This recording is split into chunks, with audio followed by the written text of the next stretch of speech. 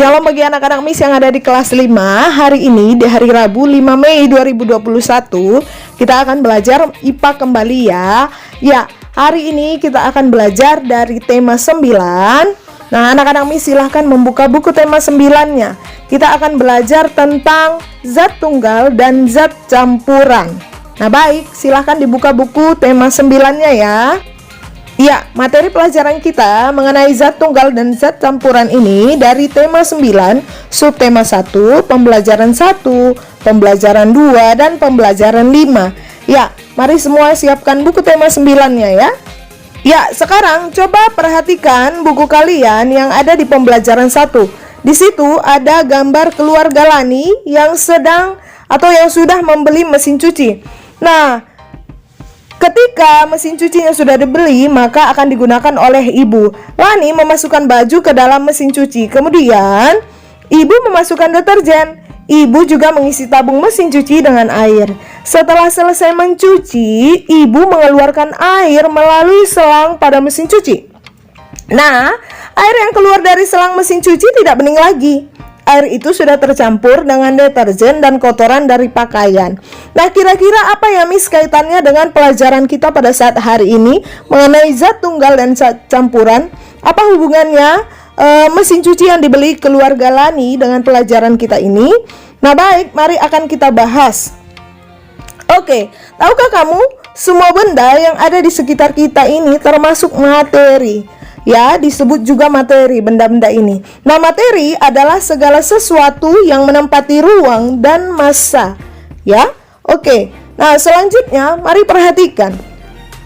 Berdasarkan komposisi penyusunnya, maka materi, ingat tadi materi itu adalah benda-benda yang ada di sekitar kita ini ya. Maka materi ini dibedakan menjadi dua, yaitu yang pertama zat tunggal. Zat tunggal itu apa? Zat tunggal itu adalah zat yang terdiri atas materi sejenis. Nah, contohnya apa? Contohnya air, garam, gula, dan emas 24 karat. Ada juga udara, ada juga besi, dan lain-lain ya. Nah, sekarang yang kedua ada campuran, yaitu zat campuran ya, bisa juga disebut dengan zat campuran. Nah, zat campuran ini apa? Dari namanya saja sudah campuran, berarti zat campuran ini adalah zat yang terdiri atas beberapa jenis materi atau zat tunggal, yaitu sudah digabung ya. Nah, zat campuran ini dibedakan lagi menjadi dua, yaitu campuran homogen dan campuran heterogen. Campuran homogen ini adalah campuran yang zat penyusunnya tercampur sempurna. Contohnya air garam, sirup, udara, perunggu, dan kuningan. Nah, yang kedua itu adalah campuran heterogen. Nah, bedanya di mana? Campuran heterogen ini adalah campuran yang zat penyusunnya tidak tercampur sempurna. Maka nanti adukannya itu atau campurannya itu tidak tercampur sempurna, akan ada terpisah ampas atau endapannya ya. Contoh, campuran air dengan kopi, air dengan tepung, dan air dengan pasir. Kira-kira perbedaannya di mana ya? Nah, kira-kira kamu bisa bayangkan dulu bagaimana air garam, yaitu air dicampur dengan garam, kemudian air dengan kopi. Kalau air dengan garam diaduk, apakah masih terlihat garamnya? Tidak ya, sudah larut. Kalau air dengan kopi, maka nanti kalau didiamkan, kopinya akan ada endapannya di bawah. Ya, sekarang perhatikan gambar berikut ini. Nah, ini adalah garam. Kira-kira garam ini termasuk apakah? Termasuk zat tunggal atau campuran? Ya, coba setelah tadi kita lihat contohnya, apakah garam ini termasuk zat tunggal atau zat campuran? Iya, benar. Nah, zat yang ada, maksudnya garam ini adalah merupakan zat tunggal. Kenapa? Tidak ada campuran lainnya. Masih ya, belum dicampur dengan air. Nah, makanya dia disebut dengan zat tunggal. Nah, berikut perhatikan contoh zat tunggal berikut ini. Nah, ingat kembali kalau zat tunggal itu adalah materinya hanya tersusun dari satu jenis zat saja. Nah, berikut ini kamu perhatikan gambar contoh dari zat tunggal. Yang pertama ada air. Air yang di sini adalah air putih ya. Yang kedua ada emas 24 karat. Ketiga ada garam. dan ada gula. Nah, yang di sebelah kiri ini adalah contoh zat campuran. Kamu ingat ya, kalau sudah zat campuran berarti sudah tercampur dengan materi-materi lain, yaitu materi berupa kumpulan dari dua zat atau lebih. Contohnya, mari perhatikan gambar berikut ini.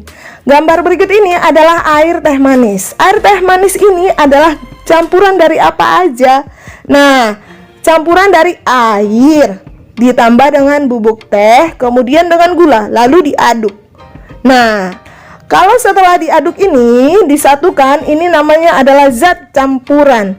Sudah tercampur dari air, bubuk teh, dan juga gula ya. Kemudian yang berikut ada air kopi. Nah, begitu juga dengan air kopi. Air kopi ini merupakan contoh zat campuran, yaitu campuran dari air, bubuk kopi, dan juga gula. Setelah diaduk, nah setelah jadi satu, ini bukan lagi menjadi zat tunggal, tetapi menjadi zat campuran ya. Sudah tercampur dari air, bubuk kopi, dan gula. Nah, tahukah kamu gambar di bawah ini adalah gambar dari emas 24 karat. Nah, apa yang harus kita bahas dari emas ini kira-kira ya? Nah, tahukah kamu emas yang ada yang termasuk zat tunggal, ada juga yang termasuk zat campuran. Bedanya di mana? Emas murni yang memiliki kadar 24 karat ya. Kalau emas 24 karat itu adalah emas murni, belum campuran.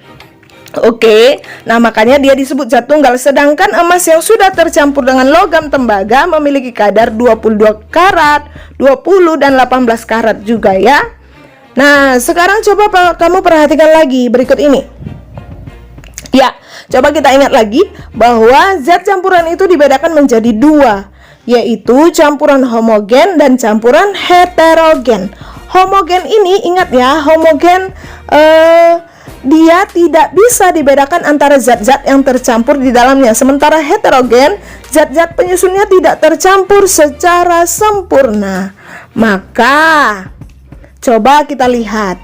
Ya, nah dari keterangan tadi, maka kita dapat mengambil kesimpulan ciri-ciri dari campuran homogen itu apa? Nah, ciri-ciri dari campuran homogen itu yang pertama bening dan tembus cahaya. Yang kedua, tidak ada endapan saat didiamkan. Yang ketiga, zat-zat penyusunnya tercampur sempurna. Nah, bedanya dengan campuran heterogen, maka lihat di sebelah kanan ini ciri-ciri campuran heterogen. Yang pertama, partikel yang tercampur itu memiliki perbedaan massa jenis besar. Yang kedua, keruh dan tidak tembus cahaya. Ketiga, terdapat endapan saat didiamkan. Yang keempat, pencampurannya tidak merata. Oke, nah sekarang perhatikan gambar teh manis dan juga kopi yang ada di sebelah kanan ini. Kira-kira perbedaannya di mana? Ya, coba lihat, kalau gambar teh manis ini adalah tembus cahaya ya, bening, tembus cahaya. Nah, sementara gambar kopi ini lihat dia airnya itu keruh, tidak tembus cahaya. Maka bisa kita simpulkan bahwa air teh manis ini adalah campuran homogen. Nah, kalau air kopi ini adalah campuran heterogen. Ingat, kalau campuran homogen itu tidak bisa dipisahkan lagi atau tidak ada endapannya. Sementara kopi ini ada endapannya. Lihat pada gambar nih, di bawahnya ada endapan kopinya ya. Oke, kira-kira itulah penjelasan Miss tentang zat campuran dan zat tunggal. Semoga penjelasan Miss ini dapat membantu kamu dalam memahami belajar ya. Selamat belajar, Tuhan Yesus memberkati. Shalom.